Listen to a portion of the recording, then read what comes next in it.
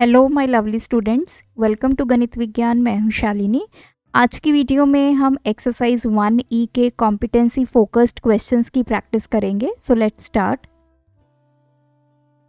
Question number 1, Ramesh earns ₹40,000 per month. He spent 3/8 of income on food, 1/5 of the remaining on LIC and 1/2 of the remaining on other expenses.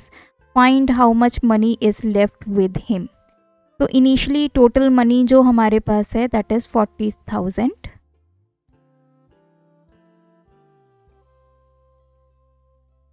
अब देखिए, सबसे पहले उसने 3/8 जो है अपनी इनकम की वो फूड पे स्पेंड की. तो हम पहले फूड पे स्पेंड की गई अमाउंट को निकालेंगे. तो 3/8 ऑफ 40,000,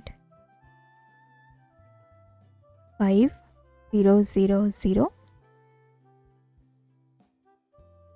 तो फूड के ऊपर उसने 15,000 रुपीज़ जो है वो स्पेंड किए. नेक्स्ट उसने बोला है 1/5 ऑफ द रिमेनिंग, जो बच गए. अब पहले 40,000 थे, फूड के ऊपर उसने 15,000 रुपीज़ स्पेंड किए.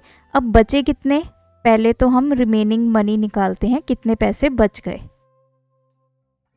फूड के जो आपके खर्चे हैं उसको निकाल के, तो 40,000 माइनस 15,000. तो अब उसके पास 25,000 रुपीज़ बच गए.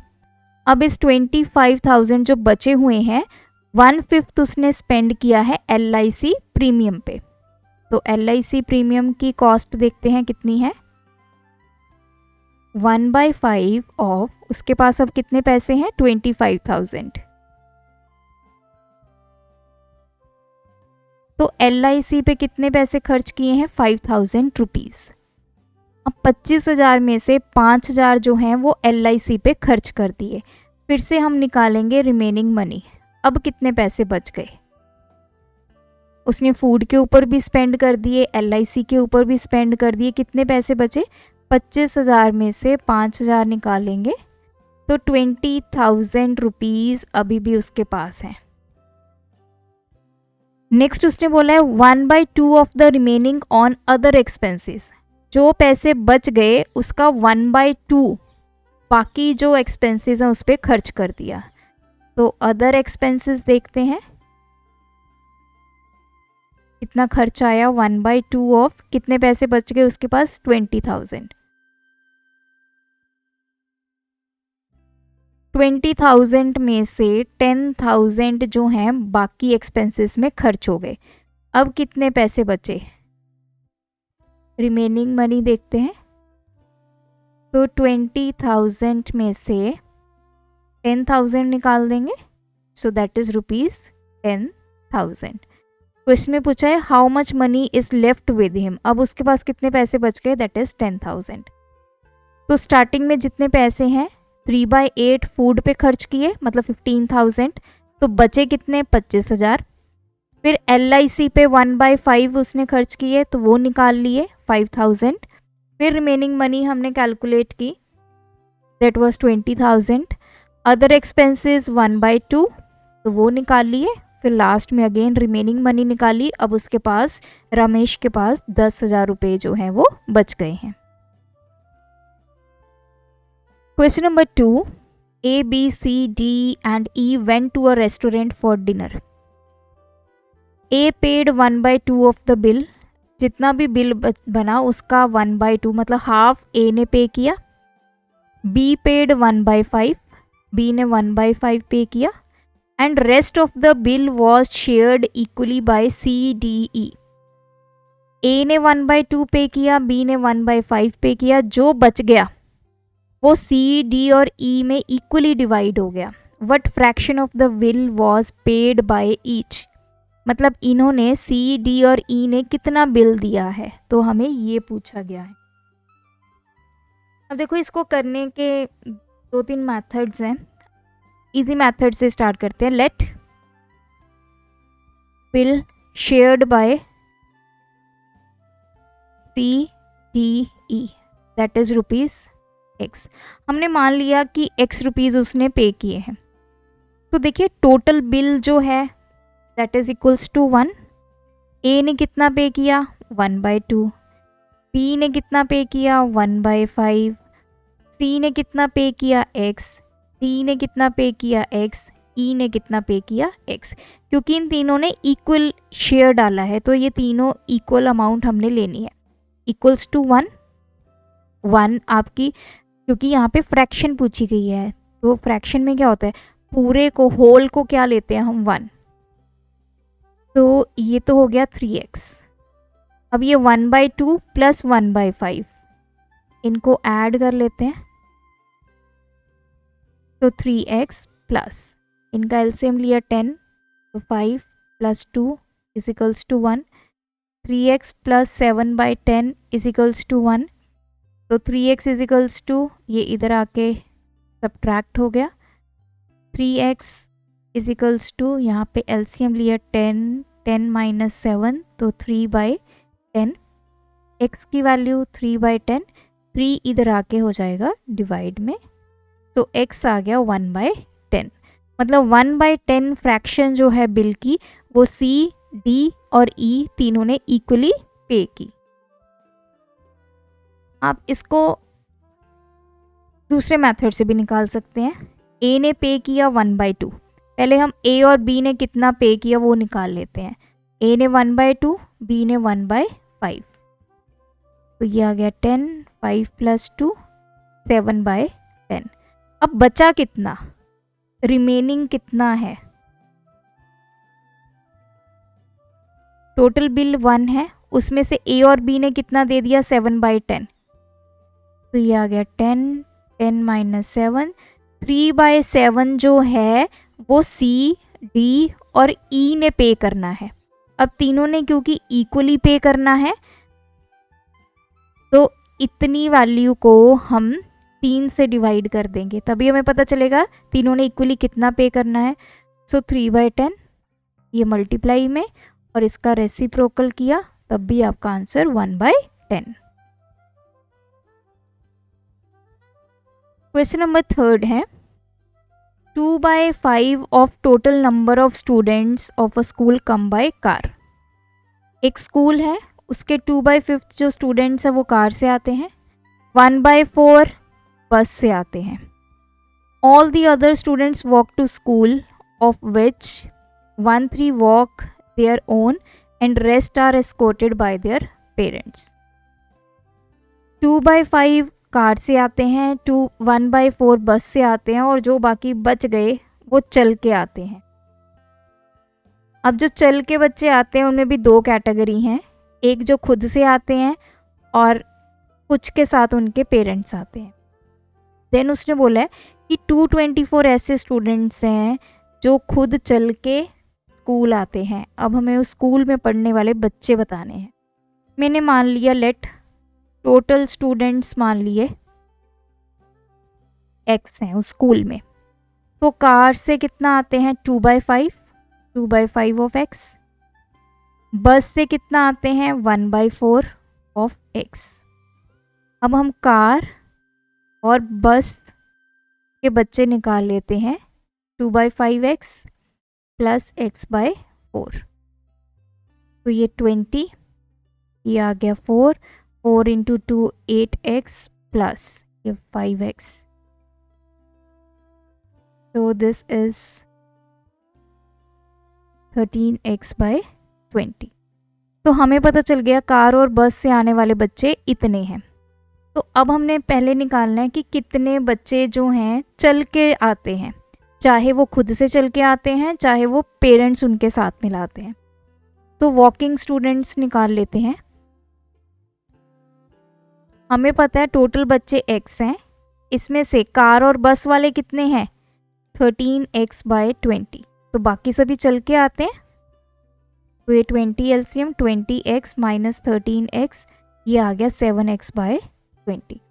तो ये वो बच्चे हैं 7x/20 जो चल के आते हैं। अब इनमें 2 कैटेगरीज है, एक जो खुद से आते हैं और कुछ ऐसे बच्चे हैं जो पेरेंट्स के साथ आते हैं। अब इसने क्या बोला है, all the other students walk to school of which 1/3 walk their own. जितने ये बच्चे चल के आते हैं उसमें से 1/3 बच्चे हैं जो खुद चल के आते हैं। तो स्टूडेंट्स वॉक देयर ऑन, ये हमने निकालने हैं। जो खुद से चल के आते हैं वो कितने हैं, 1/3 ऑफ चल के कितने आते हैं, 7x/20। तो ये 7x/60, इतने बच्चे खुद चल के आते हैं स्कूल में। नाउ उसके बाद उसने स्टेटमेंट दी है, if 2 to 4 students come to school walking on their own. अब ये तो x की फॉर्म में है, अब हमें नंबर भी दिया है। तो 7x/60 किसके इक्वल दिया है, 2 to 4। यहाँ से x निकाल लेंगे, 2 to 4, 60 यहाँ पे मल्टीप्लाई में 7 आके डिवाइड में चला गया, 7 3 दा 21 2 दा, तो ये आ गया 0, 6 × 2 12, तो x की वैल्यू आ गई 1920। सो 1920 टोटल नंबर ऑफ स्टूडेंट्स हैं उस स्कूल में। तो थोड़ा सा कंसेप्ट समझने वाली बात थी यहाँ पे। टोटल स्टूडेंट्स हमने x मान लिए, कार और बस के स्टूडेंट्स निकाल लिए, टोटल में से कार और बस के स्टूडेंट्स निकाल दिए तो हमें वॉकिंग स्टूडेंट्स मिल गए। अब वॉकिंग स्टूडेंट्स की हमारे पास 2 कैटेगरी थी, तो जो खुद चल के आते हैं वो 1/3 थे, वो हमने निकाल लिया और वहाँ से वैल्यू आ गई। Question number 4, the rational number that must be added to the sum of these to get result this। तो ऐसा रैशनल नंबर जो हम इसमें ऐड करें इनके सम में, तो मैंने मान ली वो रैशनल नंबर a है, तो हमें क्या मिल जाता है, -5/14। अब a की वैल्यू कैसे निकालेंगे, -5/14, 3/7 जब उधर जाएगा तो माइनस हो जाएगा, ये प्लस माइनस माइनस है, इधर आएगा तो पॉजिटिव हो जाएगा, सिमिलरली ये भी पॉजिटिव हो जाएगा। अब हमने इन तीनों का क्या निकालना है, एलसीएम, 14, 7 और 21 का, 7 2 दा 1 3,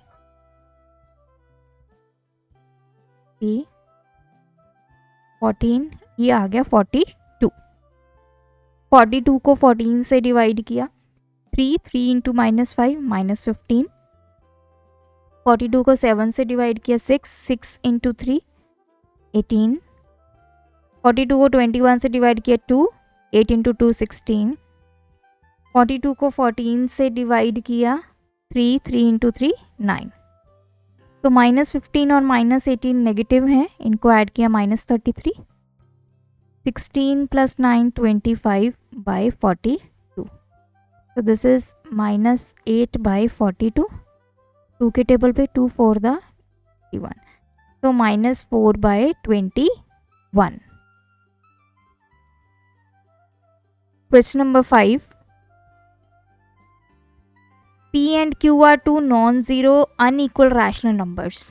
P और Q तो नॉन ज़ीरो और अनईक्वल मतलब सेम नहीं है rational. Which of the following can't be equal to 1, इनमें से क्या वैल्यू 1 के इक्वल नहीं हो सकती है।